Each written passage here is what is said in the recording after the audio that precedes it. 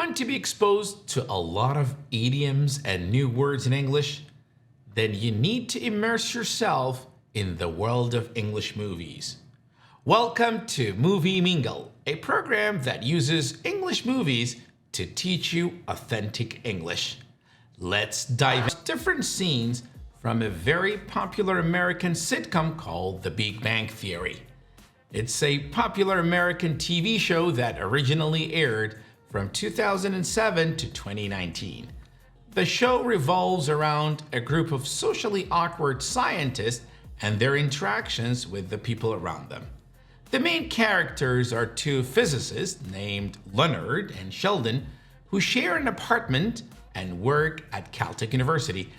They're having their normal, geeky, nerdy lifestyle that involves a lot of video games and board games until their lives take an interesting turn when an attractive and outgoing neighbor named Penny moves in the apartment just down the hall. You can imagine how their contrasting personalities can create hilarious moments for the viewers. I mean, on the one hand, we have a bunch of geeks who are only focused on work and games versus Penny, who's a very sociable person. Before we watch the movie, it is very important to learn some new words to better understand the scenes. Let's get it started.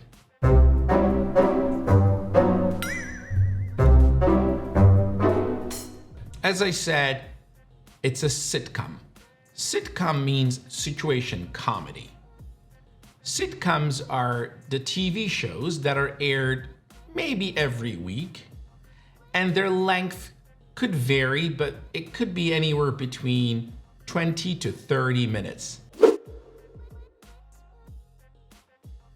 Situation comedies are mostly abbreviated to sitcoms. They're supposed to be funny, and they're very popular in American culture. Here in Canada, a lot of people love sitcoms like Friends or How I Met Your Mother or The Big Bang Theory. Now, I said the sitcom aired. Aired means was shown, was broadcast in the year 2007. And then I said it is about a group of geeks. G-E-E-K, geek. Who is a geek? A geek is someone who's very knowledgeable in a certain field. It's not necessarily a bad word, but people don't like to be called a geek. A geek is someone who's very intelligent, smart, clever, and has a lot of information about a particular subject matter. For example, someone who knows almost everything about a computer would be a computer geek or a tech geek. Geeks are intellectuals, very smart people, but usually these people do not know how to deal with other people. They can't make friends, they can't ask a girl out. It's very difficult for them to socialize. A synonym for the word geek is nerd. N-E-R-D, nerd. They could be used interchangeably. They almost mean the same thing. If you call somebody a nerd, it means they know a lot about knowledge, about books, but they don't know how to make friends. Now, I want you to think about school. We all had those students in our class who always sat in the front row with big glasses, just like this, disheveled hair, messy hair, who would only focus on learning. They didn't go out, they didn't play games, they just wanted to learn. You refer to these people as nerds or geeks.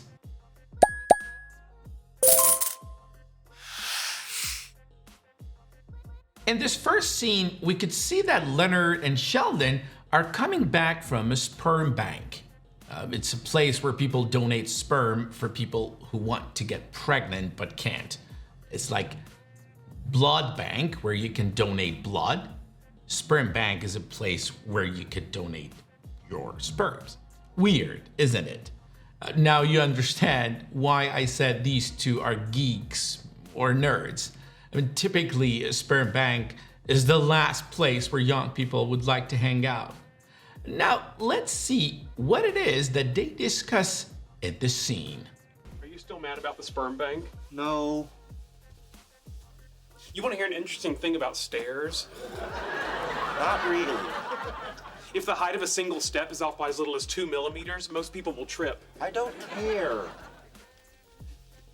2 millimeters? That doesn't seem right. No, it's true. I did a series of experiments when I was 12. My father broke his clavicle. Is that why they sent you to boarding school? Leonard is asking to know why Sheldon was sent to a boarding school. A boarding school is a place where students sleep over. They sleep at night as well. That is, there are some dorms. Dorm means dormitory. It's a place where students get to sleep at night. So they study in the morning and they stay in the same place for the duration of the day, sometimes for the week as well, for 5 days or 6 days. Boarding schools are very common in Eastern Asia. For example, in China, a lot of people go to boarding schools. But in North American culture, sometimes kids are sent to boarding school as a form of punishment. If kids are very naughty and parents cannot control them, they send them to boarding school. Sheldon, because he did a lot of scientific experiments, sometimes destroyed things in the house. And that's why Leonard wants to know, that's the reason why Sheldon was sent to the boarding school. No, that was a result of my work with lasers.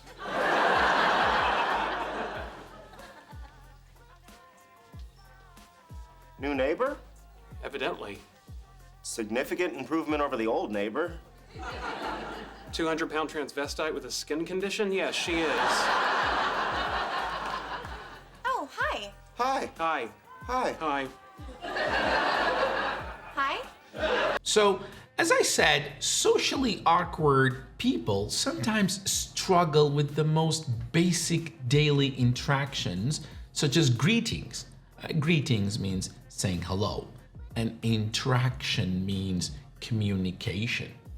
As you saw in this scene, Leonard and Sheldon even made a very simple exchange of greetings, such as saying hi and hello, very awkward for Penny. Let's watch this part one more time and see why and how they made Penny feel a little bit awkward. Oh, hi. Hi. Hi. Hi. Hi. Hi. We don't mean to interrupt. We live across the hall. Oh, that's nice. We don't mean to interrupt. We don't mean to interrupt. Sometimes you need to go to your neighbor, for example, and you see that your neighbor is working or is busy. So you knock at the door and you say, hi, I don't mean to interrupt. I don't mean to interrupt, but I just wanted to let you know that there is a cat outside, and I think it is your cat. When you say I don't mean to interrupt means I don't have the intention to interrupt you. It doesn't really mean that, hey, I don't want to interrupt you. It's a polite way of saying, I wanted to speak to you. Imagine you are at your office and then you're sitting in your own cubicle and you need to go to your friend's office or your colleague. You could say, I'm sorry, I don't mean to interrupt, but, and then you make a request. I don't mean to interrupt means, sorry, excuse me, and then you mention what it is that you want. We don't mean to interrupt. We live across the hall. Oh, that's nice. Oh, no, we don't live together. I mean, we live together, but in separate heterosexual bedrooms. Oh, okay, well, guess I'm your new neighbor, Penny. In this scene, Penny assumed that Sheldon and Leonard were gay because Leonard said we live together. But then he clarified by saying that they live in separate heterosexual bedroom. Heterosexual bedroom. heterosexual. Hetero in English means different. If you hear the word homosexual, means the same sex. Heterosexual means different sex. Now, in North America, including Canada or the United States of America, you hear a lot of times people talking about LGBTQ communities or people. LGBTQ. L refers to lesbian, G refers to gay, B refers to bisexual, T refers to transsexual, and Q refers to queer. Queer. Obviously, same-sex marriage is legal in Canada and in many of the states in the United States of America. Anyways, when Penny said, "Oh, it's very cute," she meant, you guys are gay, and I'm okay with that. You're homosexual, and I'm okay with that. But then Leonard was trying to say that, no, they stay in two different heterosexual bedrooms. Therefore, hetero means different, homo means the same. Should we have invited her for lunch? No, we're gonna start season 2 of Battlestar Galactica. Now, in this scene, they're debating whether they should invite her over. Invite somebody over means to ask someone to come to your place. Anyways, Leonard believes that this way they can widen their circle. Widen their circle. If you widen your circle, it means you make more friends.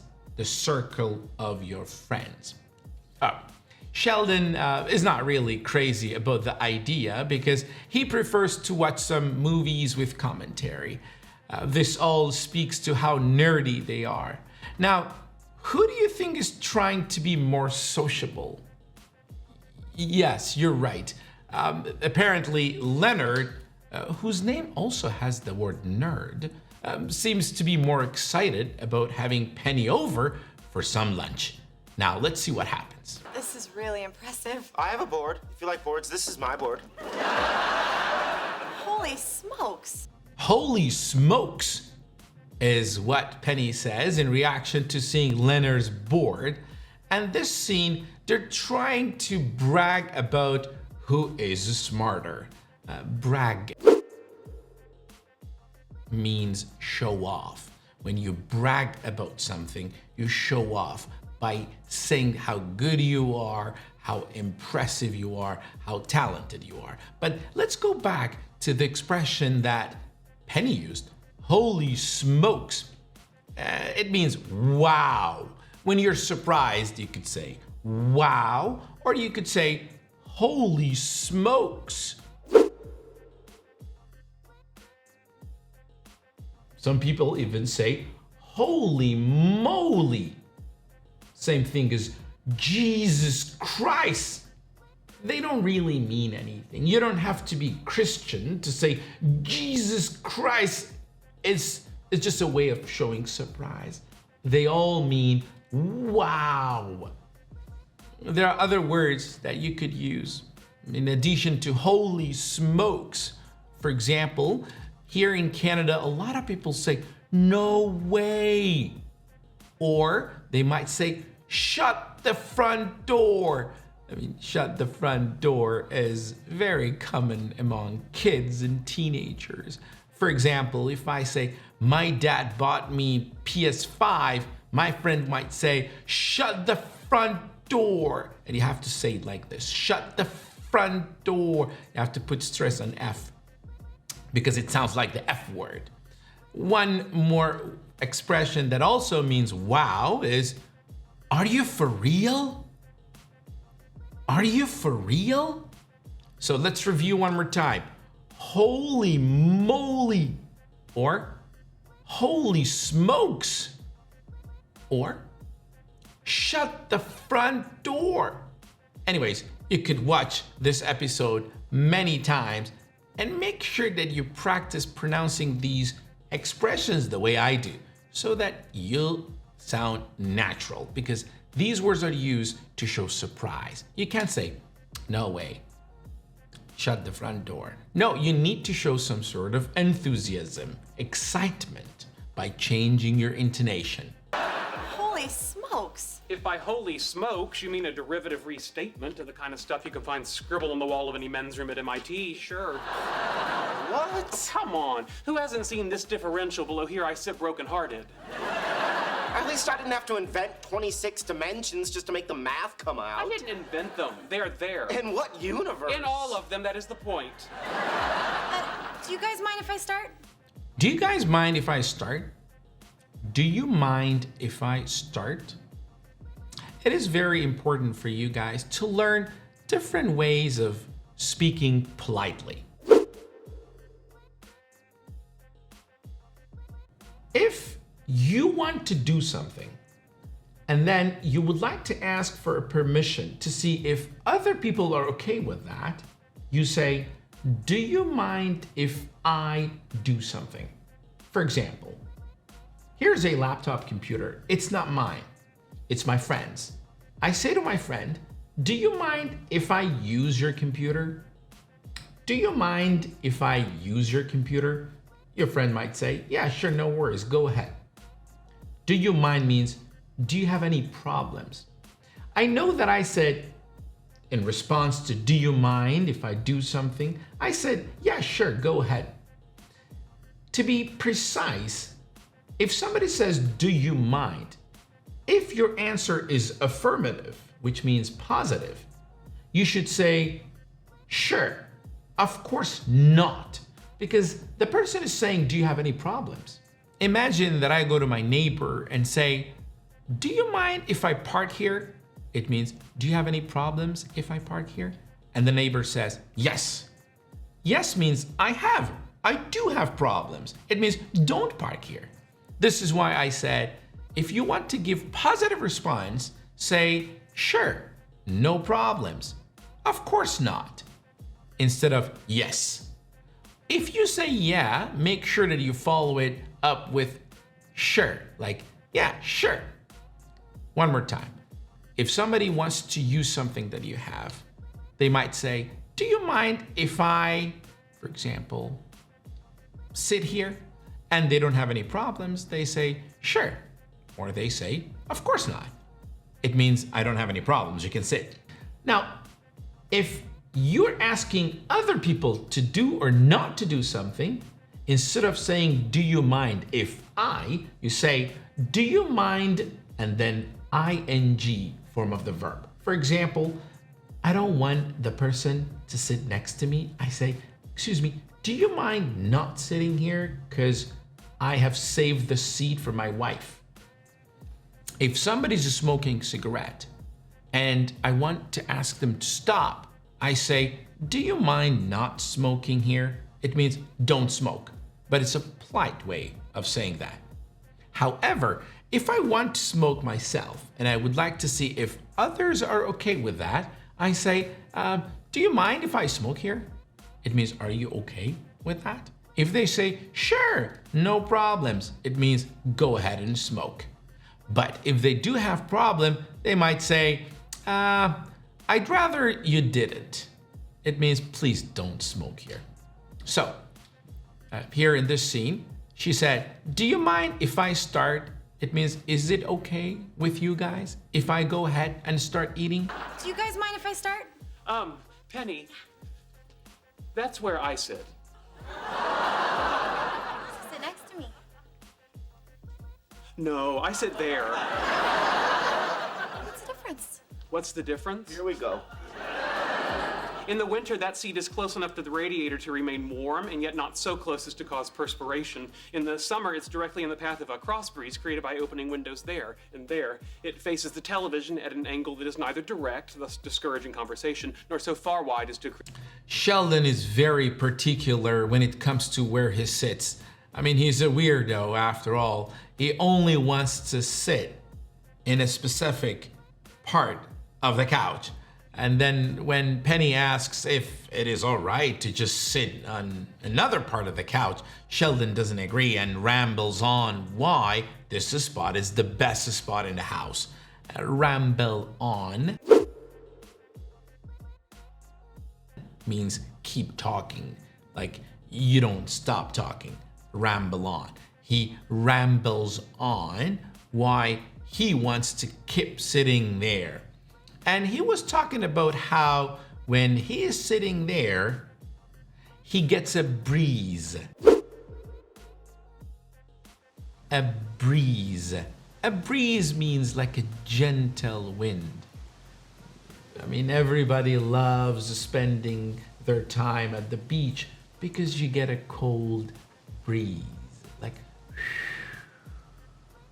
Like very gentle wind that blows and it makes you cool off, and obviously you enjoy it. In the summer, it's directly in the path of a cross breeze created by opening windows there and there. The other reason why Sheldon loves his own spot is that it's neither too cold nor too hot.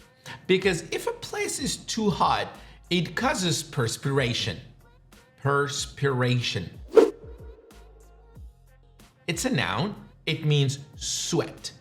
You know, when you work out, or if you ride a bicycle, or if you go out for a jog, you sweat. Sweat. Perspiration is a noun. Now think about why a lot of people wear a deodorant, or for men, cologne, and women, perfume, because deodorants especially, deodorants protect against perspiration. Yes, they protect you against perspiration. So perspiration means moisture or sweat that comes out of the skin. It faces the television at an angle that is... He wants to have the perfect angle. Angle is you don't have to, for example, move your head. And he doesn't like to strain his neck. If you strain your neck, it means you put too much pressure on your neck. If you strain your neck, for example, if I'm sitting this direction and I am moving my neck to the other direction, if I keep looking there, I feel pain in my neck. I would say it's straining my neck. They keep having all these awkward conversations where lack of social skills makes Penny very uncomfortable, but still, they manage to keep the conversation going. Penny has just moved in and her shower is not working. Now, let's see what happens next. Sorry, I'm such a mess. And on top of everything else, I'm all gross from moving. My stupid shower doesn't even work. Our shower works. Really? Would it be totally weird if I used it? Yes. No. No? No. No. She said, I'm gross. Gross. Gross means dirty, filthy. I mean, like when you're sweaty or your body reeks of sweat, or when you stink, you say, I'm gross. Gross means very dirty. Can we use it for other things, or is it only for people? You could use it for other things as well. For example, if you look at a food, like a dish, and you think it doesn't really look appealing, you say, this food looks gross. It means disgusting. Let's go back to what Penny said. When she said, I am gross, she meant she needs to take a shower because she stinks. S-T-I-N-K, stink. Stink means smell really bad. Imagine that you see a pair of shoes and then you're like, oh my God, whose shoes are these? They stink. It means they smell really bad. Or you could say they're gross. It means disgusting. Obviously, Leonard has the hots for Penny. Has the hots for Penny. What does that mean? Hot means not cold. If you say somebody has the hots for somebody else, it means they have a crush on them. It means they like them. For example, if I say, oh my God, I think he has the hots for your sister. He has the hots for your sister. It means he likes your sister. He has a crush on your sister. We could see that Leonard has the hots for Penny, but it's very obvious that Penny is way out of his league. If you say somebody is out of somebody else's league, like a soccer league, it means they are more attractive. They are very cute. I mean, it doesn't take you a long time to see that Penny is way more attractive than Leonard. So you could say, Penny is out of his league. Penny is out of his league. It means Penny is way more attractive than Leonard. Imagine that you go to a restaurant or a bar and your friend nudges you and says, hey, you see that girl? I'm going to ask her out. And your friend looks at the girl and then looks at you and then says, come on, dude, don't embarrass yourself. She's way out of your league. She is out of your league means she's very attractive. You're not. She looks way better than you. And here comes one of my favorite characters in this sitcom, and that is Howard Wolowitz. I mean, he is hilarious. Hilarious means very funny, like absolutely funny. He is an engineer and the only guy without a PhD, because in this sitcom, everybody has a PhD. Remember, they're all geeks and nerds. But don't worry, because he's also a nerd. In this scene, he's talking about Stephen Hawking, one of the most prominent means very important, one of the most prominent physicists in the whole world who, because of some diseases, could only speak through a computer. And that is why Howard is mocking him. Mock, M-O-C-K, means to make fun of somebody. Let's watch this part. This isn't a good time. It's before he became a creepy computer boy. That's great. You guys have to go. Why? It's just not a good time. Leonard has a lady over. Yeah, right, your grandmother back in town? No, she's not a lady. She's just a new neighbor. Hang on, there really is a lady here? Hang on. There's a lady here? Hang on means wait. It's a very popular way of saying, wait a second. You could say, hang on, and then whatever you want. For example, you could say to your friend, I have 2 tickets to Eminem's concert. And your friend is surprised and says, hang on, you have the tickets? Hang on means wait. You could only use it in informal situations. You don't use it in formal situations. In those situations, you could simply say wait. Hang on, there really is a lady here? Uh-huh. And you want us out because you're anticipating coitus? I'm not anticipating coitus. So she's available for coitus? Can we please just stop saying coitus? Are you anticipating coitus? First, the word anticipate. Anticipate means predict, to expect something to happen. For example, if there is a soccer game, Iran versus, let's say, Saudi Arabia, and you're hoping and you're expecting Iran to win the game, then you're anticipating a victory. Anticipate means you're waiting for something to happen. The other word was coitus. C-O-I-T-U-S. Coitus. Coitus. Coitus means sexual intercourse. It means to have sex.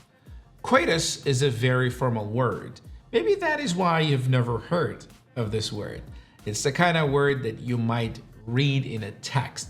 People don't really use it in conversation unless they're a bunch of geeks and nerds who would say, are you anticipating coitus? Because normally people would say, do you hope to have sex with that girl? You don't really say, are you anticipating coitus? But it's not a bad word to learn in case you see it in a text.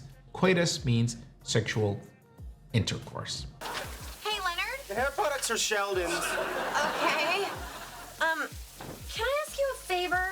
A favor? Penny asks Leonard to do her a favor. To do somebody a favor means to help somebody. And that is to go to her ex's house to pick up her TV. Let's see what happens. I'll do the talking. Yeah. Hi, I'm Leonard. This is Sheldon. Hello. What did I just... We're here to pick up Penny's TV. Get lost. Okay, thanks for your time. Penny's ex is obviously not very happy with someone at the door asking for a TV, and that is why he said, get lost.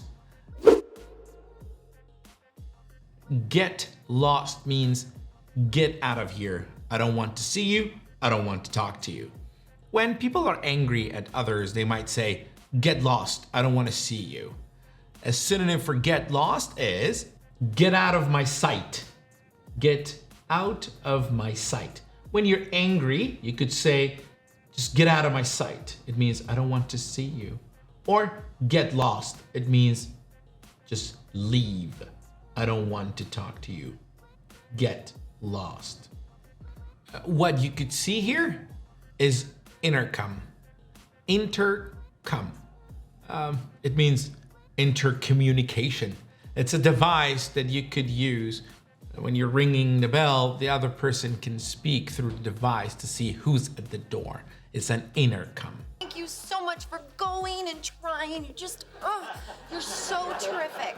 Penny said, you're so terrific. Terrific. Terrific.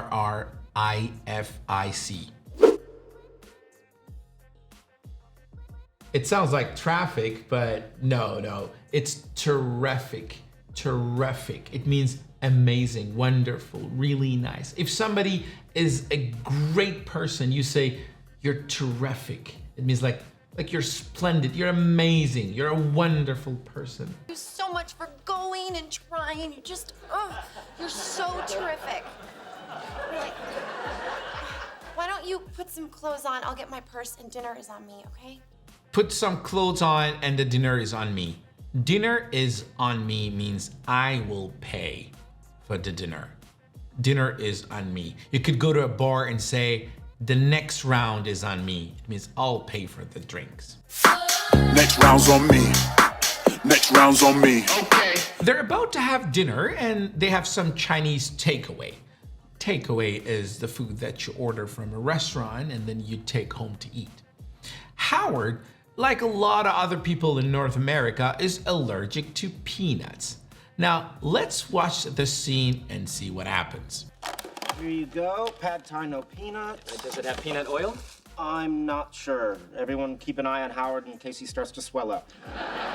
When you're handing something over to somebody, you could say, here you go, or here you are. Here you are is more polite. Here you go is more friendly. I'm not sure. Everyone keep an eye on Howard in case he starts to swell up. Leonard said, everyone keep an eye on Howard. Keep an eye on somebody means watch them. Be careful. If you have a baby and your baby is playing, but then you decide to go to the kitchen, you could say to your partner, keep an eye on the baby. It means watch the baby. Now, he said, keep an eye on Howard in case his face starts to swell up. Swell up. If people are allergic to peanut and then for some reason, by mistake, they eat some peanut, the first thing that could happen is that their face could swell up. If you are playing soccer and you sprain your ankle, or if somebody by an accident kicks you in the shin, for example, it starts to swell up. Swell up. When something swells up, it looks puffy. For example, sometimes when you wake up in the morning, your eyes are puffy. They swell up. Do I look puffy? I feel puffy. Hey, Leonard. Oh, hi, Penny. Am I interrupting? No. You're not swelling, Howard. No, look at my fingers. They're like Vienna sausages. Sounds like you have company. They're not going anywhere. Penny was very polite and she said, "Am I interrupting?" It means, is this okay? Is this good timing or is this bad timing? And then she said, "Sounds like you have company." You have company. Company here doesn't mean business. It means, it sounds like there are some people in your house. Maybe they're your friend. Company means the people who are with you. It could be your friends, your family members, or whoever is with you. It says, it sounds like you have company. It means there seems to be some people over there. Still not talking to me, huh? Don't take it personally. Don't take it personally. If you say something and then you feel that the other person is a little bit upset because of what you said, and you want to tell them, "Hey, don't be upset. I didn't mean to upset you." You could say, "Don't take it personally." It means, "I didn't mean to offend you." Now, in this scene, you could see that one of the characters, whose name is Raj, couldn't talk to attractive women. He couldn't talk to women at all. And then Howard referred to Penny as goddess. You know, God, we have goddess, which is God plus D-E-S-S. Goddess means like an angel. It could refer to a very beautiful woman as a goddess, meaning very attractive, dazzling woman. You can't talk to attractive women, or in your case, a cheesecake-scented goddess. So there's gonna be some furniture delivered? Yeah. If it gets here and I'm not here tomorrow, could you just sign for it and have them put them in my apartment? Yeah, no problem. Great. Here's my spare key. Thank you. Penny hands over her spare key to Leonard. Hand over means give, and spare key means the second set of key. Why? Because he wants to make sure that when the delivery people who are going to deliver a huge package arrive, they could put the package in her apartment. Let's see what happens. Okay. Her apartment's on the 4th floor, but the elevator's broken, so you're gonna have to. Are you just gonna be done? Okay, cool. Thanks. I guess we'll just bring it up ourselves. I hardly think so. Why not? Well, we don't have a dolly or lifting belts or any measurable upper body strength. As you can see, the package is very hefty. Hefty. Hefty means very large and very heavy. A hefty package for these two folks, I don't think they could take it upstairs because they would need a dolly. They do not have a dolly. Easy. Easy. When you want to be careful not to break something, you could say easy, easy. Easy, easy means don't rush it, take your time, and be careful. It is usually used when people are carrying something fragile or something very expensive. And they also said, watch your fingers. Watch your fingers means be careful not to hit your fingers. After they leave the package in Penny's apartment, they notice that Penny's kind of messy. Messy means not very tidy. That is, you're like sloppy, S-L-O-P-P-Y. They all mean very messy, untidy, not very clean, with everything all over the floor. So Penny's a little messy. A little messy. I mean, I'm sure that you could see it in the movie as well. You could see clothes lying around the floor and the couch. So you could say she's very messy or she's very sloppy, untidy, not neat. Sheldon now has got a problem. Knowing that the apartment just across the hall is so messy, he can't sleep. This is why he tries to sneak in Penny's apartment. Sneak in means secretly you enter a place. Sneak in. But it's kind of like breaking into someone's house. You're not supposed to sneak in somebody's house. It's illegal. And obviously it would be crossing the line. It's wrong to do. But anyways, he's sneaking into Penny's apartment in order to clean up. Does Penny feel happy about it? Not really. When she knows the very next day that these folks have broken into her house and cleaned up, she is furious. Furious means very angry. Now let's see what happens. Penny's sleeping. Are you insane? Are you insane? You can't just break into my apartment and clean. Obviously, she's furious. Are you insane? Insane means crazy. You could use it when you're angry. If somebody's crossed the line, you could say, have you lost your mind? Or, are you insane? You can't break into. Break into means enter a place without someone's permission. Think about thieves or burglars. Do they go to a house or do they break into a house? Obviously, they break into a house. So as I said, Sheldon had insomnia. Insomnia means you cannot sleep. He had an insomnia and then he just tried to break into Penny's house. And then he cleaned up, he's very happy. He said, I slept splendidly. Splendid means perfect, amazing. But the problem is that Penny is up. Penny is up means Penny is not sleeping anymore. And she says, you sick geeky bastard. You're sick. I think the meaning is clear. Geeky, we learned the word geek. Bastard is the same as son of the B word. I'm not gonna say it on TV. Bastard is a bad word. That could mean something like jerk, something like you're not a nice person. Sick geeky bastards. Oh boy, you are all over the place this morning. Sheldon said, you're all over the place this morning.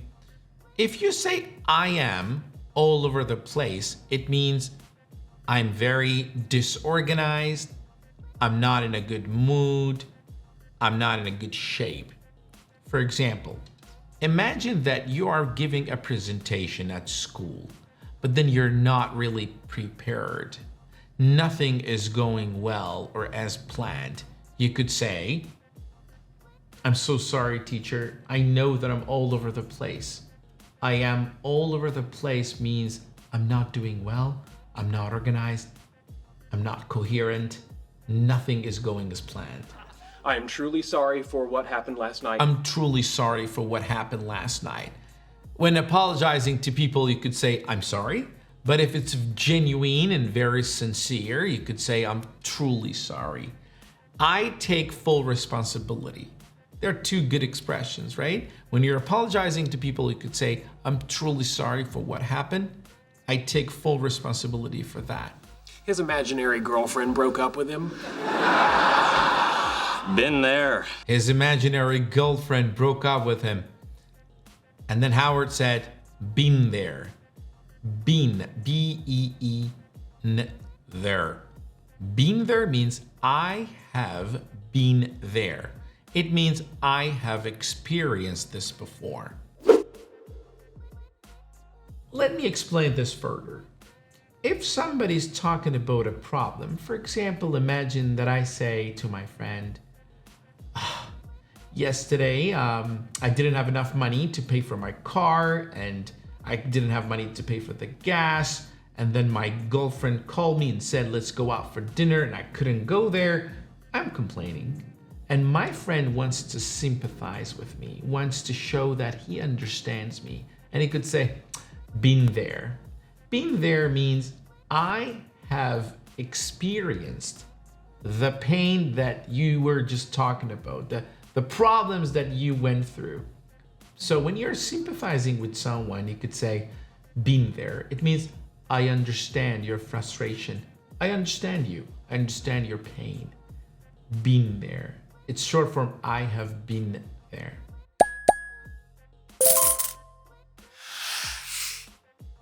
And that brings us to the end of this episode of Movie Mingle. I do hope that you've enjoyed both Movie Mingle and The Big Bang Theory. Remember, the key to success is watching a lot of movies, and watching Movie Mingle helps you understand movies. Stay tuned for more episodes coming up soon.